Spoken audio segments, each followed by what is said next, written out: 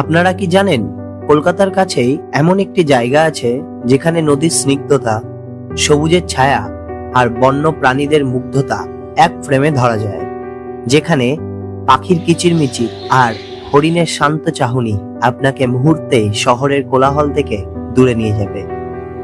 হ্যাঁ, ঠিকই ধরেছেন, আমি কথা বলছি হুগলি নদীর তীরে অবস্থিত গড়চুমুক মিনি জুয়ের। আজ আমরা দেখব কেন এই জায়গাটি প্রকৃতির সঙ্গে সময় কাটানোর এক আদর্শ ঠিকানা। হ্যালো বন্ধুরা, দিশাইন অভিযানের নতুন একটি ভিডিওতে তোমাদের সবাইকে স্বাগত জানাই। এই মুহূর্তে কিন্তু আমি রয়েছি উলুবেড়িয়া স্টেশনে, আর এখান থেকে কিন্তু আজকে আমাদের যাত্রা শুরু হবে। তো যেমনটা আমি প্রথমেই বলে রেখেছি আমরা কোথায় যাচ্ছি, গড়চুমুকে। আর গড়চুমুক কিন্তু খুব সুন্দর একটা জায়গা, সেখানে কি কি আছে আমরা কিন্তু সেই জায়গাটা এক্সপ্লোর করবো আর জানবো সেইখানকার সমস্ত কিছু। সো দেরি না করে চলো যাওয়া যাক। তো আমাদের ট্রেন দিয়েছিল 2 নম্বর প্ল্যাটফর্ম, আর 2 নম্বর প্ল্যাটফর্ম থেকে কিন্তু আমরা 1 নম্বর প্ল্যাটফর্মের দিকে যাচ্ছি। আর 1 নম্বর প্ল্যাটফর্ম থেকে বেরিয়েই কিন্তু আমাদেরকে অটো বা টোটো ধরতে হবে। তো চলো যাওয়া যাক বাইরের দিকে।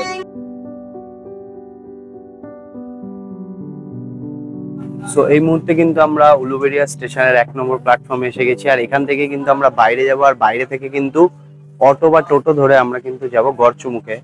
জায়গাটা কিন্তু সত্যি খুব দারুণ। তো চলো 1 নম্বর প্ল্যাটফর্ম থেকে বাইরে বেরিয়ে কিন্তু বাকিটা তোমাদের সাথে আমি শেয়ার করছি।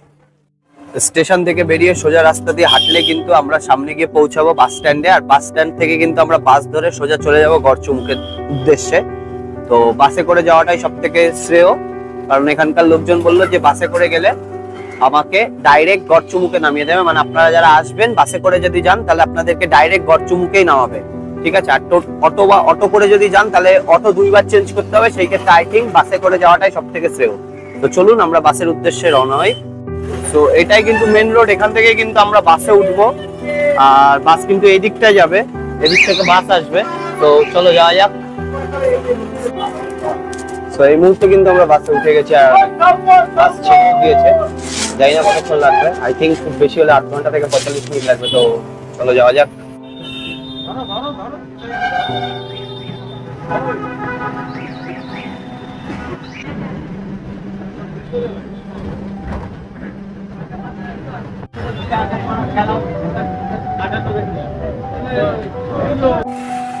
তো এই মুহূর্তে কিন্তু আমরা 58 গেটে এসে পৌঁছে গেছি, আর এখান থেকেই কিন্তু আমাদের মেন যাত্রাটা এবার শুরু হবে ডিয়ার পার্কের উদ্দেশ্যে। তোমরা যারা গড়চুমুক আসবে তারা কিন্তু গড়চুমুকে না 58 গেটে নামবে, আর 58 গেট থেকে কিন্তু ডিয়ার পার্ক একদম কাছে। সো দেরি না করে চলো এবার যাওয়া যাক। মানে এই মুহূর্তে কিন্তু আমি আছি উলুবেড়িয়া 58 নম্বর গেটের কাছে গড়চুমুকের পর্যটন কেন্দ্রে। তো এই জায়গাটা কিন্তু আজকে আমরা এক্সপ্লোর করব। পার্ক এটা কিন্তু খুব সুন্দর একটা জায়গা, মনোরম পরিবেশে। উইকেন্ডে একটা ট্রিপ কিন্তু আপনারা এখানে আরামসে এসে ঘুরে যেতে পারেন, কারণ এই জায়গাটা সত্যি মনোরম আর খুব আকর্ষণীয়। তো দেরি না করে চলুন টিকিট কাটবো আর ভেতরে ঢুকবো। টিকিট প্রাইস কি কি আছে সেগুলো আমি আপনাদেরকে স্ক্রিনে দেখিয়ে দেবো। আপনারা যারা আসবেন সেইভাবে এসে ঘুরে যেতে পারেন আর কাটিয়ে যেতে পারেন একটা উইকেন্ড। দারুণ জায়গা, সিরিয়াসলি। সো এইটা কিন্তু টিকিট প্রাইস যেমনটা দেখতে পাচ্ছ। এন্ট্রি ফিস কিন্তু 15 টাকা পার হেড, আর পার্কিং চার্জ কিন্তু আলাদা এখানে। আর পার্কের সময় কিন্তু সকাল 9টা থেকে সন্ধ্যে 6:30 পর্যন্ত।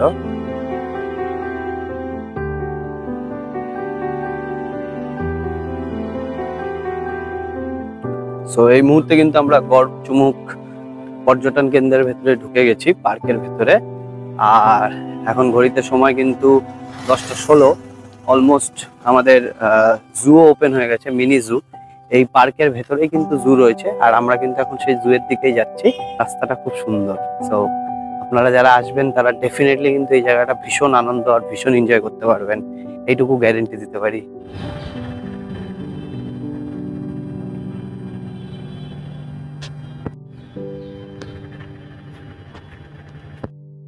সো এটাই কিন্তু গড়চুমুকের মিনি জু, দেখতেই পাচ্ছ।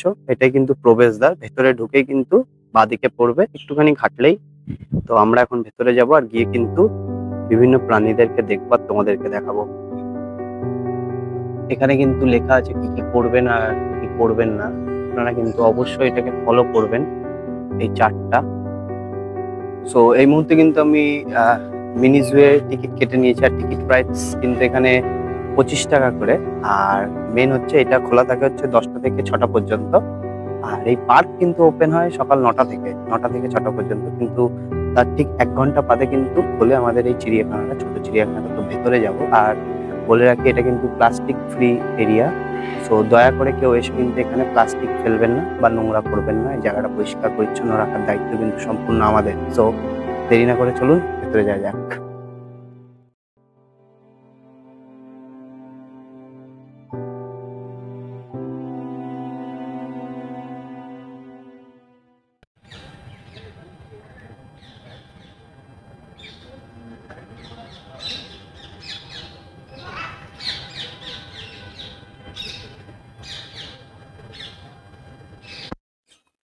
সো এই জায়গায় কিন্তু বিভিন্ন প্রজাতির টিয়া পাখি রয়েছে,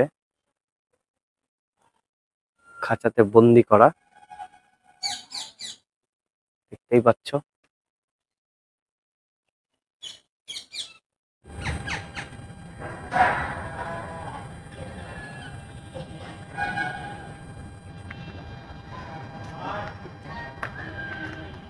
তো এটা কিন্তু এক প্রকারের মিনি জু বলা যেতে পারে, মিনি চিড়িয়াখানা।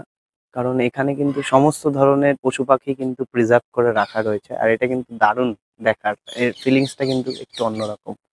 তো চলো বাকিটা ঘুরে দেখি। দেখো,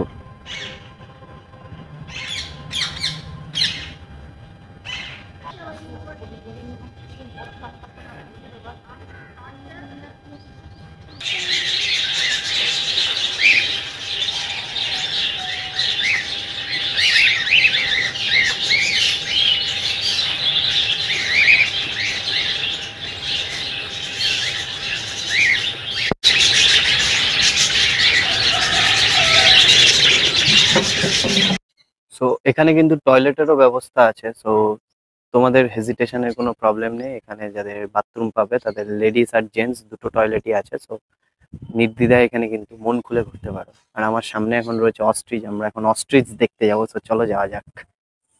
সো দেখতেই পাচ্ছ অস্ট্রিচ রয়েছে এত কাছে।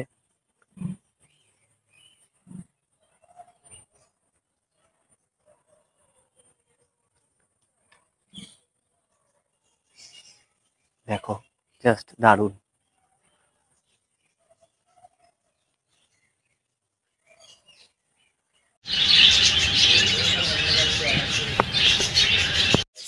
তো এখন কিন্তু আমরা যাব এই জায়গার সব থেকে বেস্ট জিনিসটা দেখতে, অর্থাৎ রক পাইথনের ঘরে।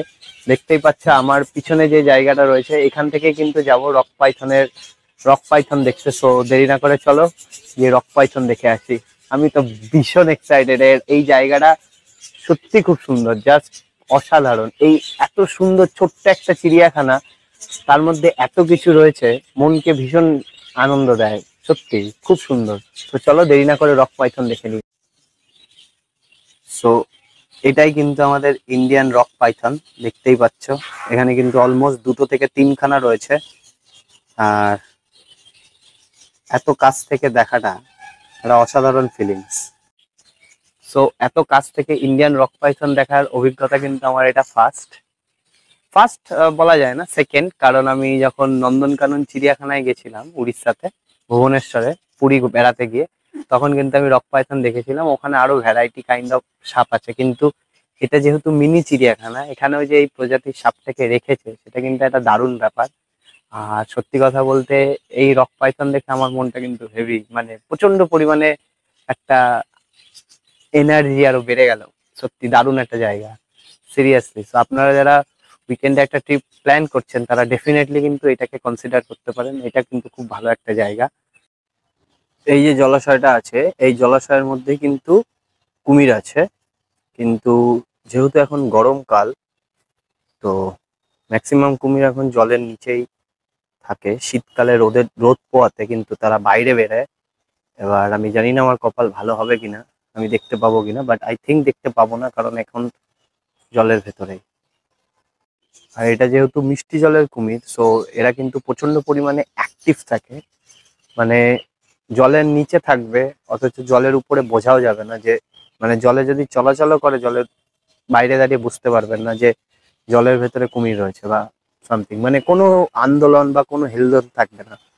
যেটা আহ মিষ্টি জলের নদীতে সাধারণত দেখতে পাওয়া যায়। সুন্দরবনের নোনা জলের কুমির কিন্তু এটা না, এটা কিন্তু মিঠা জলের কুমির। আর যেহেতু এখন গরমকাল, তো এখন সবাই জলের ভেতরে, শীতকাল আসলে কিন্তু এরা জলের বাইরে বেরিয়ে রোদ পোহায়, সো তখন কিন্তু অন্যরকম থাকে। একটা দারুণ জায়গা, সিরিয়াসলি খুব সুন্দর।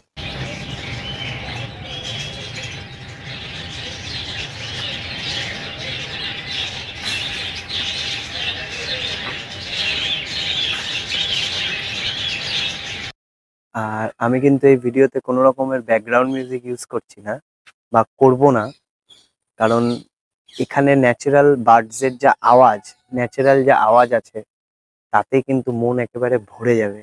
এত সুন্দর চারিদিকে, এত পাখির কিচিরমিচির এত সুন্দর পরিবেশ, যেটা কিন্তু ভাষায় প্রকাশ করার মতো না। দারুণ জায়গা, সত্যি অসাধারণ জায়গা।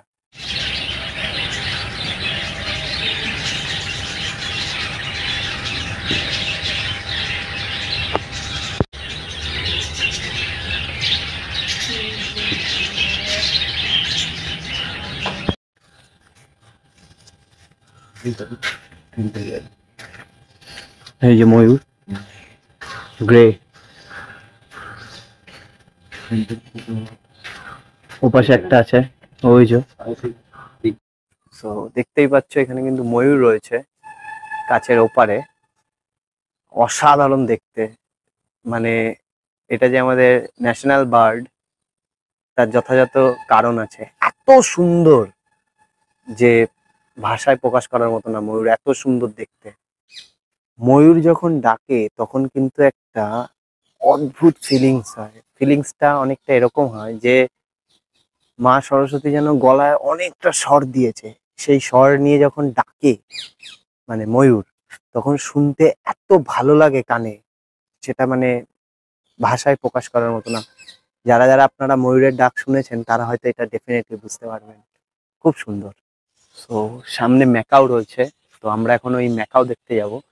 সো চলুন যাওয়া যাক, আর গিয়ে আপনাদেরকে দেখাচ্ছি ম্যাকাও। দারুণ লাগছে দেখতে, দূর থেকে তো দারুণ লাগছে, সামনে গেলে আরো বেটার লাগবে। তো চলুন।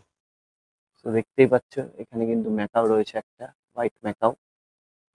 এটা কিন্তু দারুণ সুন্দর দেখতে, মানে দূর থেকে দেখলে যতটা না ফিল আসবে, কাছে আসলে কিন্তু তার থেকে 10 গুণ ভালো দেখতে। এত সুন্দর আর এত মিষ্টি, বলে বোঝানোর মতো না।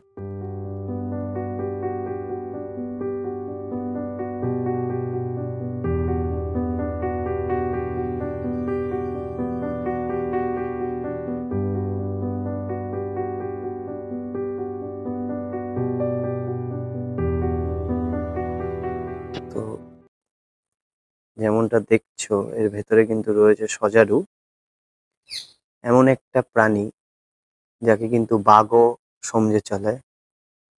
বাঘ সিংহ কিন্তু সজারুকে ঘাটায় না বেশি।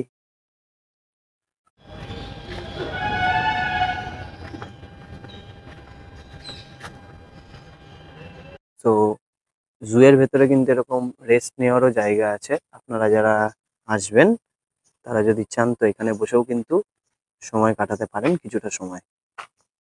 আর এইরকম সুন্দর একটা জায়গায় বসে রেস্ট নিতে যা মানে লাগে, মানে যে আনন্দ বা যে অনুভূতিটা হয়, সেটা কিন্তু মানে প্রকাশ করার মতো না। আমি হয়তো এক কথা বারবার বলে ফেলছি, কিন্তু বিশ্বাস করুন আপনি যদি এখানে আসেন তাহলে আপনার মুখ থেকেও এই একই কথা বারবার বেরাবে। খুব সুন্দর একটা জায়গা, মানে 25 টাকার টিকিট কেটে আপনি যখন ভেতরে ঢুকবেন তখন কিন্তু একটা অন্য জগতে প্রবেশ করবেন। একদম সত্যি, আর একটুও বাড়িয়ে বলছি না। খুব সুন্দর। আমার এখানে এসে বসেই চারিদিকে হাওয়া, পাখির ডাক, মানে মনে হচ্ছে আমি এখানে ঘুমিয়ে নি, রেস্ট নিই একটু, আধ ঘন্টা 1 ঘন্টা শুয়ে ঘুমাই, তারপর আবার বাকি ভিডিও করব। সেটা হয়তো পসিবল কিনা জানি না, বাট আমার সত্যি ঘুম পাচ্ছে।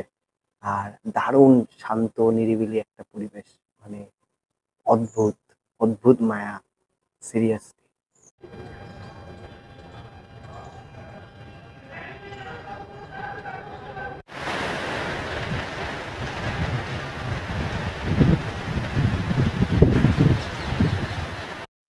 বাইরে এই মুহূর্তে বৃষ্টি শুরু হয়ে গেছে, আর আমি ছাউনির তলায় বসে বসে বাইরের এই বৃষ্টিটা দেখছি। খুব বিশাল জোরে বৃষ্টি হচ্ছে তা না, বাট হ্যাঁ বৃষ্টি হচ্ছে। আর বৃষ্টির মধ্যে এই পার্কের পরিবেশ বা এই জু এর পরিবেশ কিন্তু একটু অন্যরকম। দেখুন বাইরে, দারুণ।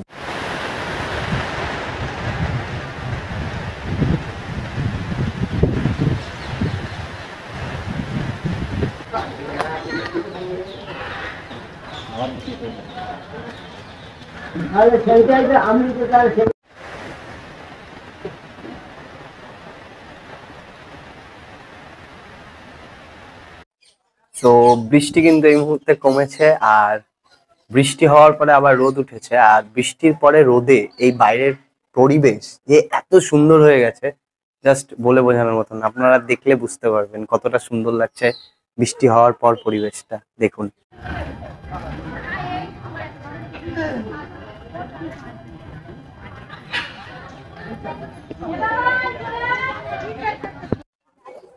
আর বাইরে কিন্তু এই মুহূর্তে একেবারে জাকিয়ে রোদ উঠেছে।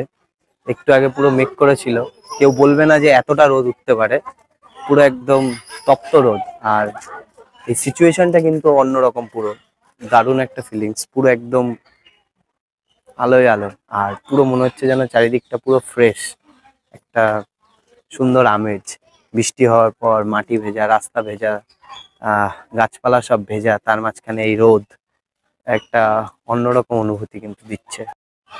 এই লেকটাতে কিন্তু কচ্ছপ থাকে, পরীক্ষা এটা ইন্ডিয়ান রুফ টার্টল। আমি দেখতে পেয়েছি, ওই যে মাথা দেখা যাচ্ছে, জানি না দেখতে হবে কিনা। এই জিনিসগুলো সামনে থেকে না দেখলে না এর ফিলিংসটা ঠিক বোঝা যায় না। কচ্ছপ চলছে অথচ জলে কোনো আন্দোলন নেই, মানে এত স্মুথ ওদের সুইমিং, দুর্দান্ত লাগছে।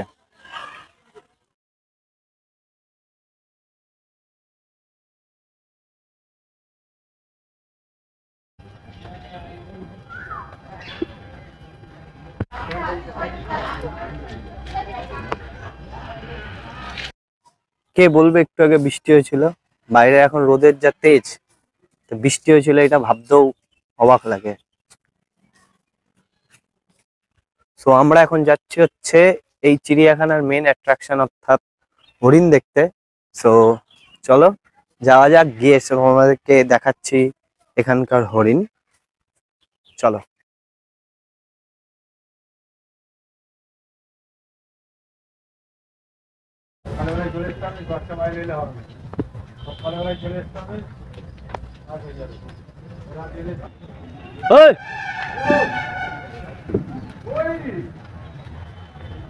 সিং দেখেছি কত বড়। হ্যাঁ,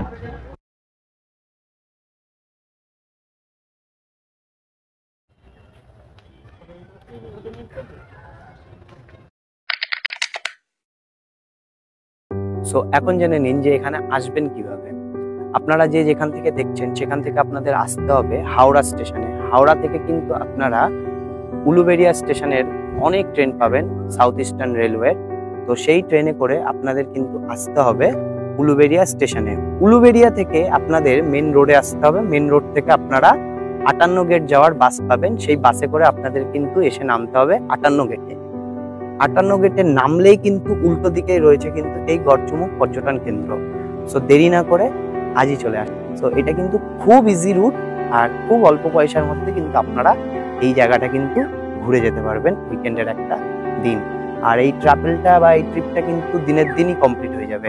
এটা কিন্তু থাকার স্টে করার কোনো দরকার পড়বে না যদি আপনারা একটু আর্লি মর্নিং এ আসেন। সো দেরি না করে আজই চলে আসুন। সো এখন জেনে নিন হাওড়া থেকে এখানে আসতে মোট কত টাকা খরচ হয়। হাওড়া থেকে উলুবেড়িয়া স্টেশন অব্দি ট্রেনের টিকিট প্রাইস কিন্তু 10 টাকা করে। সো 10 টাকা যেতে 10 টাকা আসতে। উলুবেড়িয়া স্টেশন থেকে 58 গেট অব্দি আসতে আপনাদের ভাড়া পড়বে বাসে 25 টাকা করে পার হেড। সো 25 টাকা যেতে 25 টাকা আসতে, টোটাল 50 টাকা। 58 গেট থেকে আপনারা যদি মোহনার দিকে যান তাহলে কিন্তু আপনাদের টোটো ভাড়া পড়বে 10 টাকা করে পার হেড। তো 10 টাকা যেতে 10 টাকা ফিরতে, টোটাল 20 টাকা। আর এই পার্কের এন্ট্রি ফি হচ্ছে 15 টাকা করে পার হেড। আর এই জু এর এন্ট্রি ফি হচ্ছে 25 টাকা করে পার হেড। সো এই ওভারঅল যে কস্ট হবে সেটা কিন্তু আমি ডেসক্রিপশনে দিয়ে দেবো যে আমার টোটাল কস্ট কত টাকা লেগেছে। খুব অল্প প্রাইসে কিন্তু আপনারা একটা সুন্দর দিন কাটিয়ে যেতে পারেন এই জায়গায় এসে।